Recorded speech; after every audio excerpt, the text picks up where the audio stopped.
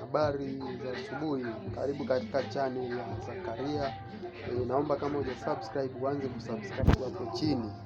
Leo naenda kuzungumza mambo ya msingi sana kuhusu afya.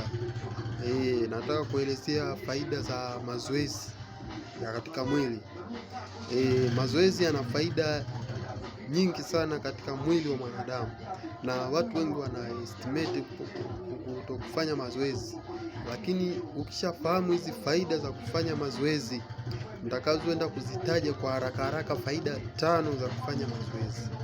Kitu cha kwanza, mazoezi yanakusaidia kuwa mtu imara. Mazoezi yanaongeza uimara, mtu unakuwa imara, una mwili imara, una afya imara. Kwa hiyo faida kubwa ya kwanza ya mazoezi ni kuongeza uimara wa mwili. Faida ya pili ya mazoezi yanakusaidia kujiepusha na magonjwa. Kuna magonjwa mengi ambayo ungeepukana nayo kama ungekuwa unafanya mazoezi. Magonjwa kama kansa, kisukari, magonjwa haya ambayo yasioambukizi ambayo yanasumbua sana hospitali. Ndio maana huwa nawaambia watu, usisubiri mpaka uandikiwe na daktari, anza kufanya mazoezi ili kuweka Kitu kingine cha tatu, mazoezi yanaboresha muonekano wako.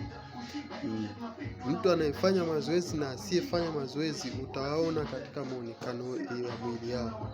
Wengine wanakuwa wana muonekano mzuri, wengine wako vizuri katika kufanya mazoezi. Kwa hiyo ni vizuri kuweza kufanya mazoezi, yanakusaidia kuboresha muonekano wako.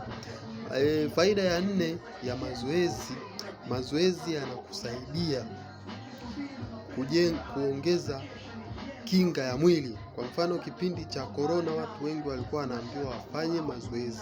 Kwa hiyo fanya mazoezi ili kuongeza kinga yako ya mwili.